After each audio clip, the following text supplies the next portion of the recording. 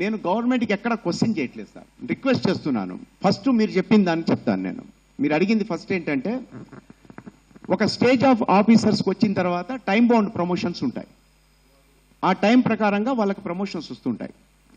Sub inspector recruit అయిన వాళ్ళకి కానీ, కానిస్టేబుల్ రిక్రూట్ అయిన వాళ్ళకి కానీ ఇన్ జనరల్గా ఈ టైం వరకు ప్రమోషన్ ఇవ్వాలి. ఒకవేళ ప్రమోషన్ ఇవ్వలేని పరిస్థితి ఉంటే 1 స్పెషల్ ఇంక్రిమెంట్ అనేది ఇస్తారు సార్. అంటే ఇంక్రిమెంట్ పర్ యానమ్ ఒక ఇంక్రిమెంట్ అని ప్రతి ఒక్కళ్ళకు శాలరీ స్కేల్ ప్రకారంగా ఒక ఇంక్రిమెంట్ ఉంటుంది, రైట్? ఆ ఇంక్రిమెంట్ స్పెషల్ అడిషనల్గా ఒకటి ఇస్తారు. ప్రమోషన్ ఇవ్వలేకపోతున్నాం కాబట్టి నీకు ఇంక్రిమెంట్ అని ఇస్తారు. నేను అడుగుతున్నది ఏంటంటే, నా రిక్వెస్ట్ ఏంటంటే, 4 స్టేజెస్ రిక్రూట్మెంట్ పెట్టుకున్నప్పుడు ఒకళ్ళకొకళ్ళు అడ్డమైపోయి కాళ్ళకు అడ్డం పడ్డట్టు అవుతుంది కదా. ఇప్పుడు మా విషయమే తీసుకుంటాను. నేను సబ్ ఇన్స్పెక్టర్ రిక్రూట్ అయిన తర్వాత డిఎస్పీ కాడికి వచ్చేటప్పటికి గ్రూప్ 1 ఆఫీసర్స్ వస్తారు. ఇక్కడ వేకెన్సీ ఎంత ఉంది అని చూసుకొని నోటిఫికేషన్ ఇచ్చిన తర్వాత గ్రూప్ 1 ఆఫీసర్స్ ఎగ్జామ్ రాసి రిక్రూట్ అయి వస్తారు, రైట్?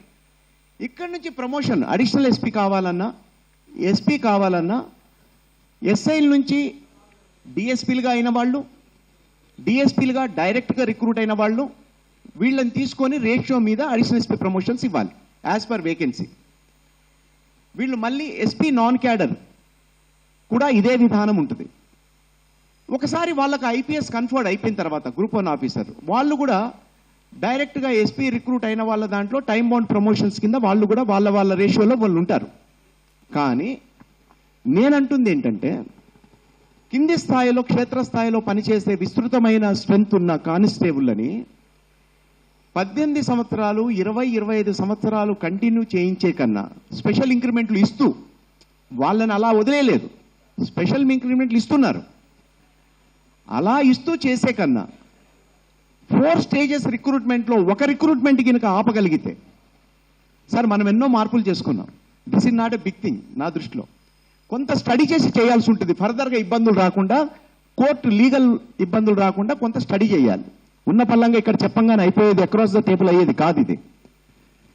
మనం ఎన్నోసార్లు రాజ్యాంగాన్ని సవరణ చేసుకున్నాం, చట్టాలను అమెండ్మెంట్ చేసుకున్నాం, ఎన్నో చేసుకున్నాం. ఒక గ్రూప్ ఆఫ్ స్ట్రెంగ్త్ ఎక్కువగా ఉండే కానిస్టేబుల్ల బతుకుల్లో మార్పు తీసుకురావడానికి ఒక ఆలోచన చేస్తే తప్పేముంది సార్? ఇప్పుడు ఒక స్టేజ్ ఎస్ఐ రిక్రూట్మెంట్ ఇప్పటి వరకు అయింది, చాలా అయింది సార్. ఇవాళ సుమారు 150 మంది డిఎస్పీలు అకాడమీలో ట్రైనింగ్ అవుతున్నారు, రైట్ సార్? సుమారు 150 మంది డిఎస్పీలు ఇవాళ అకాడమీలో ట్రైనింగ్ అయ్యి రేపో ఎల్లుండో బయటకు వస్తారు. వచ్చిన దాని ప్రకారంగా వాళ్ళకి పోస్టింగ్స్లు అవుతాయి. ఈ 150 మంది డిఎస్పీలుగా కూర్చొని ఉన్నప్పుడు ఇక్కడ ఇన్స్పెక్టర్గా ఉన్న వాళ్ళు డిఎస్పీ కావడానికి అవకాశం ఉందా? వేకెన్సీ లేదు కదా. వేకెన్సీ ఉంటే కదా ఇన్స్పెక్టర్ డిఎస్పీ అవుతాడు. వేకెన్సీ లేదు. మళ్ళీ వేకెన్సీ ఎప్పుడవుద్ది?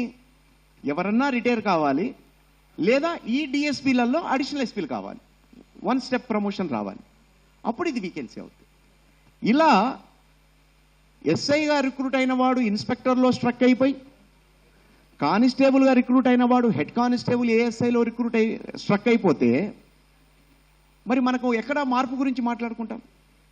నా అభిప్రాయం ప్రకారంగా, అంటే నేను చాలా చోట్ల నా బ్యాచ్మేట్స్తో కానీ నా జూనియర్స్తో సీనియర్స్తో మాట్లాడినప్పుడు 2-3 రకాల అభిప్రాయాలు వచ్చాయి. నేనేమన్నానంటే, సబ్ ఇన్స్పెక్టర్ రిక్రూట్మెంట్ ఇప్పటి వరకు అయింది చేసి ఇక మీద నా రిక్రూట్మెంట్ ఆపేస్తే, ఇవి నోటిఫికేషన్ కూడా ఎప్పుడు వస్తుంది సార్? సబ్ ఇన్స్పెక్టర్ నోటిఫికేషను ఒక 3-4 సంవత్సరాలకో 4-5 సంవత్సరాలకో ఒకసారి వస్తుంది.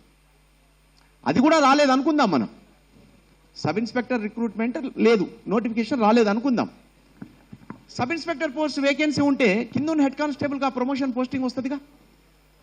ఇది నేను చెప్పినప్పుడు నాతో ఒక ఆఫీసర్ అన్న మాట ఏంటంటే, సబ్ ఇన్స్పెక్టర్ అనేవాడు ఉండాలి కదా, డిఎస్పీ రిక్రూట్మెంట్ ఎందుకు ఆపకూడదు అంటే, ఇది ఒక ఇంటెలెక్చువల్ డిబేట్ అయి ఈ సొసైటీలో స్ట్రెంగ్త్ని బట్టి స్టడీ చేసి వాళ్లకు న్యాయం చేయాలి అంటే మనమేం చేయాలి అనే ఒక సదుద్దేశంతో కూర్చుంటే ఇది పెద్ద విషయం కాదు సార్.